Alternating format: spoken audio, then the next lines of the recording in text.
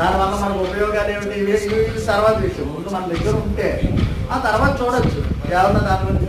మనకు అంతే కదా, ఏమన్నా పుస్తకాలకి అక్కడ గురువు గారు చెప్పారు అంటే భగవద్గీత పట్టుకొచ్చేసి ఏం చేస్తారండి అంటే, నేను చాలా ఆశ్చర్యపోయినటువంటి విషయం కొంచెం లేటెస్ట్ గా కూడా నేను అటువంటి విషయం భగవద్గీత పంచుతుంటే ఏం చేస్తారంటే దేవుడి గుడిలో పెట్టాను. దేవుడి గదిలో మాత్రం ఖచ్చితంగా పెడతాం. దేవుడి గదిలో పెట్టాను, దేవుడి గదిలో పెట్టాను భగవద్గీత కాదు, చదువుకోవడానికి భగవద్గీత. అందుకని అలాగా ఆయన చూడగానే నాకు బ్రహ్మదండం ఇవ్వండి.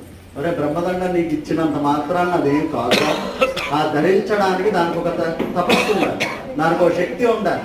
ఇప్పుడు మనం అలా పోలీస్ స్టేషన్కి వెళ్ళేసరికి AK-47 అని ఇచ్చేయండి, ఇస్తే రాదు. అది మనం ఎలా ఉపయోగించాలో తెలియాలి కదా, తెలిసినా దాంట్లో చాలా దోషాలు. అందుకని ఈయన అడిగితే బాబు ఇలా